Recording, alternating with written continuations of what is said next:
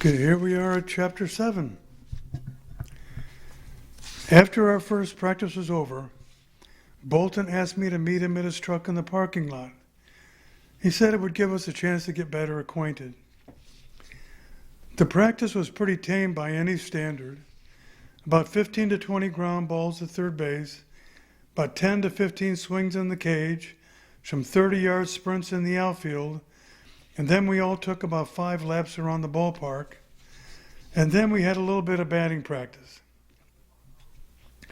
The players admitted that it would be picking up by Wednesday, as Red didn't want to push it too much or too early. His hope was that everybody came in shape and would not end up lame the first week. Hopefully Andrew's wrist was only a mild sprain, and with some tape to support it, he would heal fairly quickly. Everyone seemed to have no physical complaints, as no one went into the trainer's room. I, knowing what I was going to be up against, had decided that I better start working out 2 months before I showed up. I initially started doing some running, a mile in the morning and a half a mile at night. I did a bunch of sit-ups and squats to get my upper legs and to be much stronger than they were. I also put a 2-pound weight on a pulley in our garage at home and strung some clothesline through it, and then put it in the middle of a wiffle ball and taped it up, and I used that 2-pound weight and held onto the wiffle ball and used it to strengthen my shoulder and my elbow, throwing a little bit more than I had been before. Later on, I would be very glad that I had done that. So I came to camp in pretty good shape, maybe better than anybody else. As we worked our way out of the locker room, Dave sat quietly in the back of his truck. He'd take a sip from the can and then rest his forearms on his knees and stare at the floor of the truck bed. He glanced up at me with the most serious look on his face. He looked at me, he said, "Will you promise to keep what I tell you to yourself?" I'm not sure how Tavy would take our discussion about his personal life, considering the nature of it all. Please promise me you'll do that. Dave, if you feel uncomfortable talking to me about it, then let's not. I'm not that big into gossip anyway, or his problems, and I don't have anything to do with them. Remember, I only got here a few days ago, I state. I felt I needed to let Dave know that I had no intentions of being the team padre to someone who had taken an instant dislike to me even before he got to know me. Bill, it's a little bit more complicated than that. Sooner or later you'll become involved, if only because of your relationship with the Lawlers. Maybe what I have to say will help you understand the situation. A situation in which there may be no soothing speeches to offer to any of the parties involved. Maybe there is no right or wrong in what happened. Maybe it was just some big mistake. Dave became quiet again. He finished his beer and reached into the cooler and pulled out 2 more, setting one of them between my feet. I had only had about half of mine. Dave took a couple of large gulps of the new can and wiped the excess from his chin with his shirt sleeve. Don't you ever have any Coke or Pepsi in that cooler? I handed him the second beer back. Yeah, Bolton said, I keep a few Cokes in here for the teetotalers. And he handed me a Coke. Have you heard any of the accounts of Bob Lawler's campus visit, he asked. I informed him that I had, briefly, through Gloria. Well, since you've heard that much of it, the young cheerleader in question that night turned out to be from Southern California, and her name was Tavy. I had just filled my mouth with Coke when those words made their way to my brain, causing a large portion of the liquid to enter my windpipe. I stopped coughing and in a weak voice asked Dave if this was some kind of a joke. He truthfully stated that he wished he had been joking.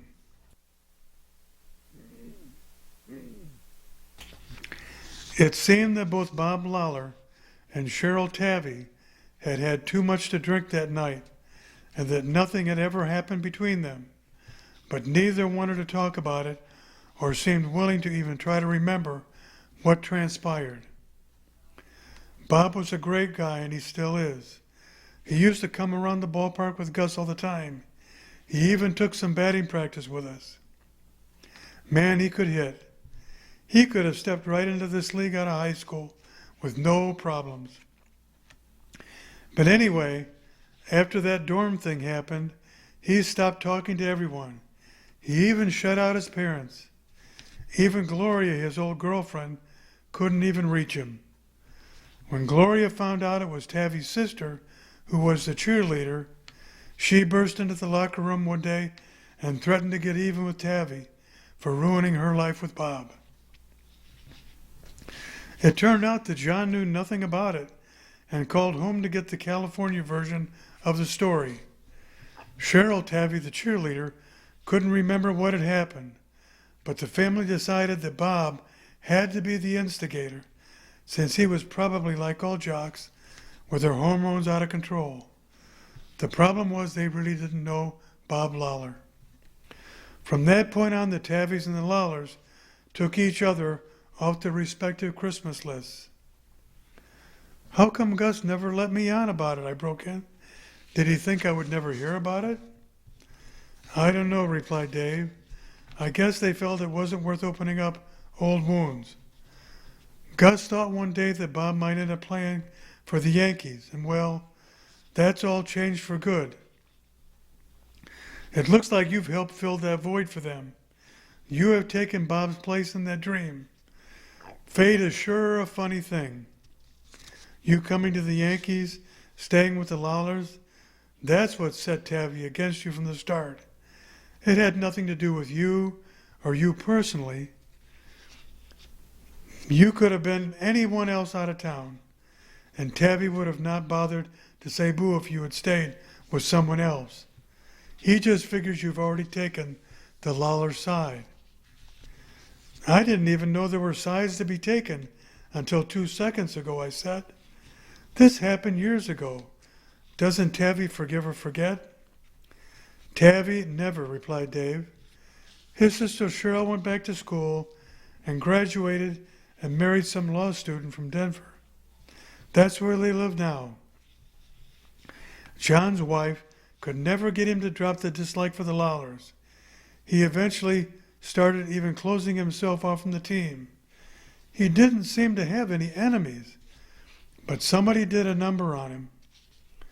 What did Jon have to do with Bob and Cheryl, I asked. Nothing, not a thing, said Dave. But Tavy felt that anyone who was even civil to Gus was taking their side. We all just wanted to forget about it, but not Jon. Then he made the mistake of having one too many lunches with one of the front office girls, one named Beth Basin. Hey, Johnny, how's it going? Beth Mason shouted at Jon Tavy in the on-deck circle during batting practice before a Monarchs game with the Pittsfield Cubs. Okay, Dow, replied Jon. Crowd looks pretty good tonight. Maybe I should ask for a raise with all these dollar bills coming in. Jon was joking, of course. Don't you wish, said Beth, with a big grin on her face. You and 25-cent beer night will always fill the stands, she concluded. Yeah, okay. You can let up on me now, replied Tavy. I'll still try and hit a couple out, even if it won't be for free. What time is our bus leaving tomorrow for the road trip? Around 2 p.m., I think, said Beth. Don't worry, I'll schedule it around your beauty sleep, she quipped laughingly. Thanks, I appreciate that, said Tavy with a big grin. As a token of my appreciation, lunch is on me tomorrow if you'd like. I don't think your wife would like me having lunch with you, do you? Replied Beth. She's in California until after the road trip is over, And it's only lunch, stated Jon. If this is too much for you, we don't have to go. I don't need any trouble with my wife. No, I'm sorry, said Beth sheepishly. I didn't mean anything. Lunch would be great. Okay, I'll meet you here at the park at noon sharp, concluded Jon as he entered the batting cage to take his swings. You weren't kidding last night about that home run, were you? Asked Beth, referring to their conversation the night before.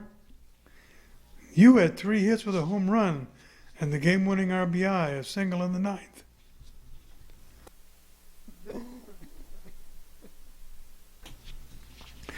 Beth, talk is cheap in the batting cage, said Jon with a chuckle. I just took whatever the pitcher gave me last night, and last night he gave me some fastballs right where I like them, all mistakes. Good hitters will feast on them. Last night it was my turn. Now we're still on for noon tomorrow, right? Asked Jon, already knowing the answer. All right, but nothing fancy, stated Beth. The Blue Light Diner is just fine. The food's good there. The Blue Light it is, stated Jon. He turned and began getting serious about his BP. Beth made her way to the press box. It's a pretty lonely life for a ball player's wife, Jon began telling Beth at lunch. The same boring routine every day, lousy apartments, long road trips. It's even tougher if you don't like the game of baseball very much. Chris was beginning to miss her family and had not seemed like a couple of good weeks. She's almost 3 months pregnant, and it's better that she do her traveling now, stated Jon. You seem to be excited, Jon, said Beth. Aren't you at all nervous? It's a big responsibility, bringing up kids these days. So much pressure on kids, much more when they're growing up, Beth concluded. Yes, I know what you mean, replied Jon, but I'll just have to try and be there for them. I think good parents can make all the difference in the world. I'm sure you will, Jon, said Beth. It'll be tough with you playing ball, but I'm sure you will pull it off. Chris will be a great mom, too. Did you know she comes from a family of 5? Added Jon. We don't want that many, but she sure had the opportunity for crisis management in a family that size. There's a little bit she isn't prepared for. What do you say? Let's eat. A break in the action here. Jon is on the phone with his wife. Chris, what are you talking about? It was only lunch, for Pete's sake. Nothing is going on between Beth Mason and me. Not now, not ever. Jon said strongly through the phone. Whoever told you that is lying. I don't know who would tell such a lie like that. Who told you we went to lunch anyway? What do you mean you don't know? Did they call or send you a note? Chris, don't hang up on me, please. Talk to me. I'm telling you the truth. Nothing has ever happened between me and Beth Mason or anyone else. Chris, you don't mean that. You really don't want a divorce. Not over a lie. What do you mean I should have thought about it before I went to lunch with her?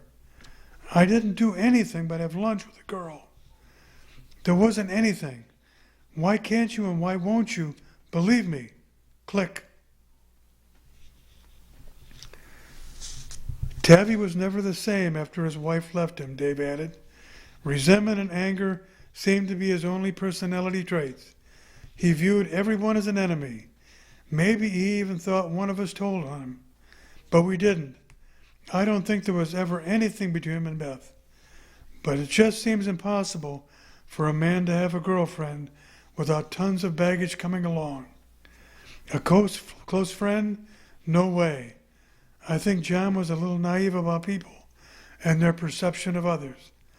I think Bob Lawler was the same way.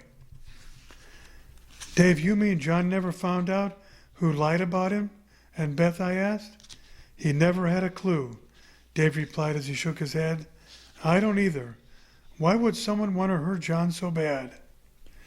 Maybe they didn't think it would go that far, with Jon's wife demanding a divorce. I adds, with my Perry Mason-like wisdom, maybe they just thought Chris would be mad for a few days, and it just might be a minor marital thorn for a while. You could be right, Bill, added Dave. I don't have any clues anymore, but one thing for sure, Tavy will sure make things pretty tense once in a while until he puts this behind him, if he ever can. I'm not sure many could deal with it, I added. Not the pressure of that and then trying to make it to the Yankees, like Tavy is trying to do. I say very sadly. I'm not sure I would not react just like Tavy is doing now myself. It might be a trade to a team out of this league might help. Red thought about that, added Dave, but Jon has too much talent, and most teams are reluctant to give up too much for any Class A prospect. Now that he's in Double A, they really aren't.